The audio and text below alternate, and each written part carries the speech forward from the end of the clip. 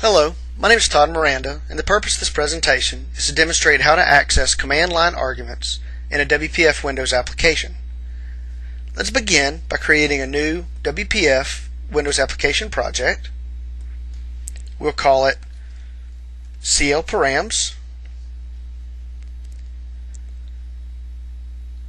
We'll start by replacing the default grid with a stack panel. And we're going to do this just because a stack panel is an easy way to lay elements out either vertically or horizontally. Let's start by creating a list view control. We're going to give it a name so that we can reference it in our code behind.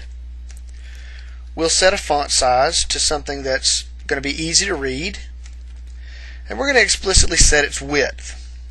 And we're going to set it to 250 because the window width is set to 300. That way we just simply make sure that we can see all of the list view in our window.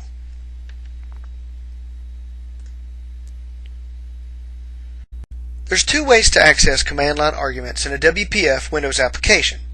The first way should be familiar to you if you developed WinForm applications before. We can add a string array parameter to our own main method. However, by default, when you create a WPF Windows application in Visual Studio, there is no main method. That's not exactly true. The main method does exist, but it's just hidden from us. Let's take a look just to show you where the main method is in a WPF Windows application. Click on the Show All Files in Studio and go into your Object folder, and you're looking for this app.g.cs file. Windows is going to create an application-derived class for us in our project. And this application-derived class is special-cased. It has a build action of application definition. By having that application definition build action, a main method is created for us in this app.g.cs class or file, and it's located here. So we could do away with our application-derived class and create our own main method, or we can do it the easy way. Let's take a look at doing it the easy way. Let's begin by overriding the onInitialized event, and in our onInitialized event we're going to create a string array called temp params, and we're going to get these params from calling the system.environment.getCommandLineArgs method. This will return a string array of all the command line arguments. Then, so that we can see them on the screen, we'll set our list params.items source property to temp params. Now let's build our application and let's run it. And of course, all you'll see now is our executable that we're running show up in our command line parameters. Let's make that example a little bit more interesting. We'll open up a command window and we'll execute clparams.exe, and we'll pass in some arbitrary command line parameters,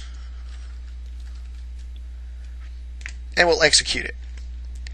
So you can see that we get our window, and we have our executable that we called, and we have our list of command line arguments.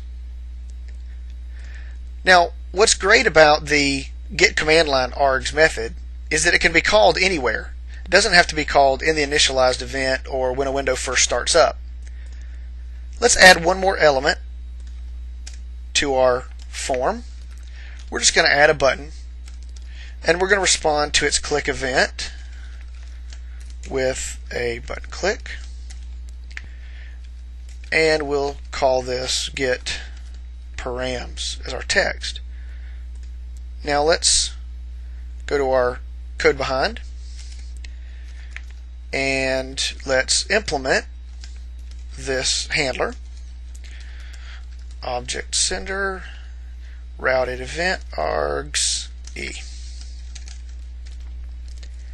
And let's move our retrieve of our command line arguments and our setting of our item's source into our button click event. And let's save this. We'll build it. And again, instead of running it from Studio, we'll open our command window and we'll just issue the same command. So this time we get our window, our list box is empty right now. We click our Get Params button, and you see that we get our command line arguments.